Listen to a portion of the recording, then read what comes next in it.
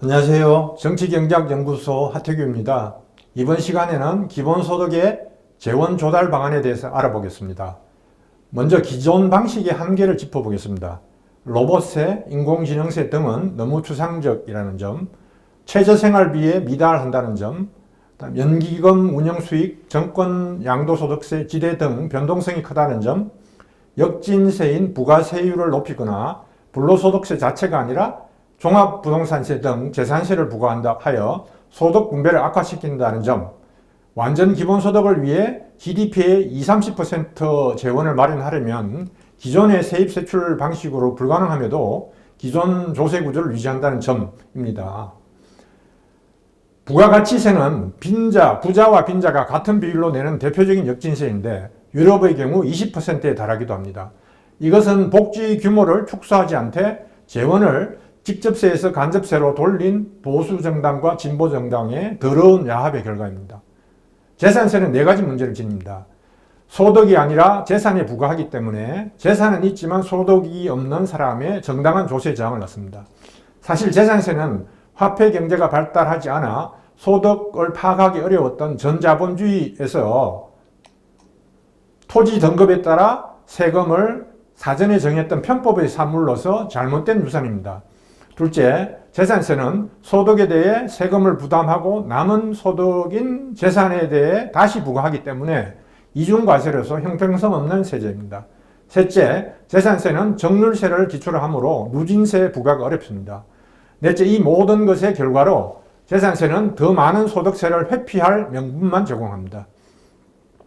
대안은 현행 부가가치세, 개별소비세 등 모든 소비세와 재산세, 종합부동산세 등 모든 재산세와 기타 거래세, 등록세, 취득세, 상속세, 정여세 등 잡세를 모두 폐지하고 대신 모든 발생하는 소득, 즉 현행 근로소득, 종합소득, 사업소득 등 노동소득과 모든 부동산의 임대소득과 양도소득, 모든 금융자산, 즉 주식, 채권, 예금 등의 이자 배당 등의 투자소득과 양도소득 등 자본소득, 그리고 부동산 금융자산의 정려 상속소득을 모두 통합하여 누진율을 적용하는 통합누진소득세로 일원화하자는 것입니다.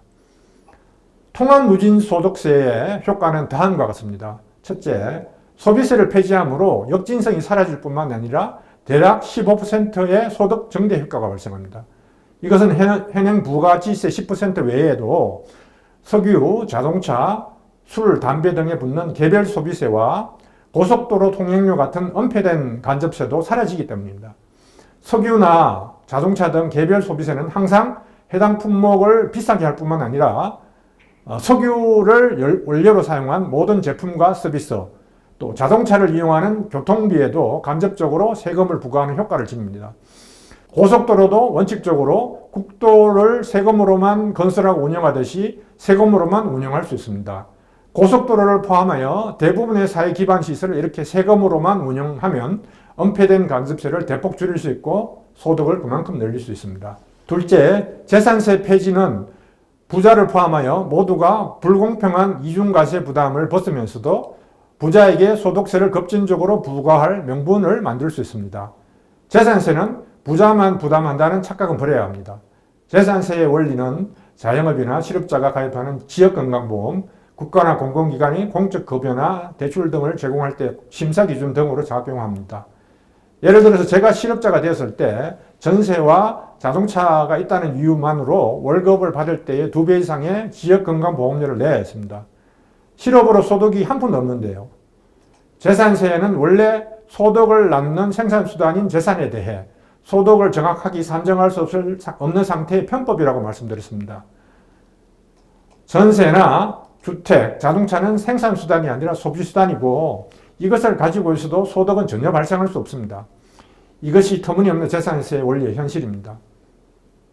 셋째, 통합누진소득세는 해당 연도에 발생한 모든 개인의 소득, 즉 국민소득에 대해 모든 개인에게 누진적으로 부과하므로 노동소득에만 의존하는 노동자에게 부담이 줄고 자본소득에도 의존하는 부자에게 부담이 늘게 됩니다. 얼마나 누진율을 올릴지는 다음 시간에 볼 계급투쟁과 정치세력 관계가 좌우할 것이지만 어쨌든 소득 재분배는 달성하게 됩니다. 넷째, 통합누진소득세는 완전히 가까운 기본소득의 재원을 조달할 수 있습니다. 예를 들어 한국의 경우 2022년 국민소득의 20%를 대략 800만 원이라고 본다면 현행 GDP 대비 조세율과 사회보장 비율을 합한, 즉 국민부담률 28%를 48%로 올리면 됩니다.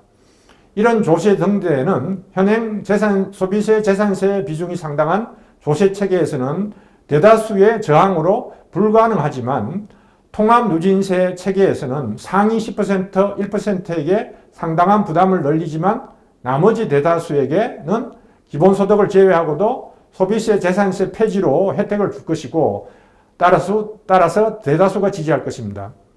여기에다 국민 부담률 48%는 북유럽 복지선진국 수준으로서 자본주의 유지 발전에 부담을 주지 않는다는 점이 증명되어 있습니다. 따라서 기본소득의 재원은 이론이 아니라 정치의 문제가 됩니다. 저는 국민소득의 20%를 20%의 기본소득 재원을 마련하기 위해 통합누진소득세율을 기본세율 20%에서 시작하여 점차 90%를 올리는 시나리오를 생각하고 있습니다. 이렇게 하면 기본세율 20%가 기본소득 재원을 제공하고 나머지 유진세 부분은 현행 28%의 국민부담률 부분을 분담하게 됩니다. 직관적으로도 이것은 가능합니다. 한국에서 상위 10%의 국민소득 점유 비율은 48%라는 최신 통계가 있습니다. 그래서 상위 10%가 국민소득의 28%를 부담하더라도 20%의 소득은 남게 됩니다. 여기에다 현행 소득 추계가 누락시킬 것으로 추정되는 자본소득 5% 내지 10%를 포함하면 상위 10%의 실제 소득은 25 내지 30%까지 남게 됩니다. 그러므로 통합누진소득세를 통한 급진적 소득 재분배도 문제없을 수 있습니다. 다섯째, 연간 1인당 800만 원의 기본소득은 최저생계비로 가정할 1200만 원에 미달합니다. 그럼에도 기본 서비스를 늘려가면 질적으로 최저생계비를 확보할 수 있습니다. 그 재원은 현행 국민소득의 28%를 차지하는 예산에서 국방비, 복지행정비, 기타 행정비 같은 비생산적 요소를 제거하고 실업수당, 국민연금 등과 같은 중복 복지비를 폐지하거나 절감하여 마련할 수 있습니다.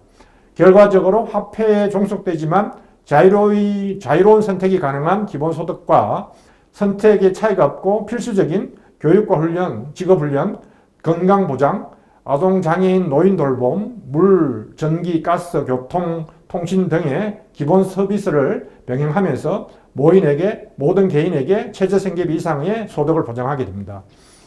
참고로 주택가격은 토지의 위치에 따른 사회기반 시설 등에 대한 접근의 편의성의 차이를 반영한 차익지대를 자본화한 토지 가격에 반영으로써 천차만별로 차이가 납니다. 따라서 주택을 현물로 공평하게 지급하는 것은 불가능합니다. 여섯째, 이렇게 마련하는 기본소득의 재원은 변동성에 별로 노출되지 않습니다. 이것은 여러 가지 소득 원천들의 변동이 서로 상쇄하기 때문입니다. 그럼에도 경기 변동에 따라 예산보다 적은 조세 수입이 발생할 수 있습니다. 이럴 경우 기본소득 기금을 헌법에 따라 시민들이 민주적으로 통제하는 별도 사단법인기구에 먼저 주고 예산 부족 부분은 국채로 충당한 뒤 다음 회계 연도들에서 경기 상승에 따라 남는 예산으로 국채를 대체하면 되겠습니다. 일곱 번째, 기본소득을 누진세로 충당할 때 가장 큰 걸림돌은 법인세입니다. 왜냐하면 법인세는 조세에서 상당한 비중인데도 성격상 정률세가 기본이기 때문입니다. 이를 해결하는 방안은 두 가지인데, 하나는 법인소득에서 투자 유보금을 제외한 나머지를 모두 배당하도록 의무화하여 법인소득을 개인소득으로 변경하는 방식입니다. 다른 하나는 이런 의무 배당에 반대하는 경우 투자 유보금과 자유로운 배당을 제외한 나머지 법인소득에 대해 개인소득과 동등한 누진세율을 적용하는 방식입니다. 이것은 법인을 개인처럼 하나의 인격이자 동등한 국민소득 주체로 간주하는 것입니다. 여덟 번째, 앞선 정의상 부동산과 금융자산의 점유 상속도 개인소득으로 간주하여 통합유진소득세에 포함됩니다. 이것은 적어도 가족이 대를 이어 부와 자본을 상속하는 것은 방지하게 됩니다. 그래서 기본소득이 자본주의 분배 형식을 추정하지만 생산관계를 취급하지 못하므로 자본을 통제하지 못한다는 한계가 분명하지만 당대의 자본과 부를 환수하지는 못해도 대를 이어 자본과 부가 사회를 지배하는 것은 상당 부분 막을 수 있다는 점을 알려줍니다. 마지막으로 통합누진소득세는 기본소득과 별개로 그 자체로 이행정책이 될 수 있습니다. 이것은 통합누진소득세가 자본주의 내에서 조세를 통해 불평등을 완화하는 최선의 방책이기 때문이고 사회주의 내에서 누진율을 정률로 변경하는 외에는 그대로 적용할 수 있기 때문입니다.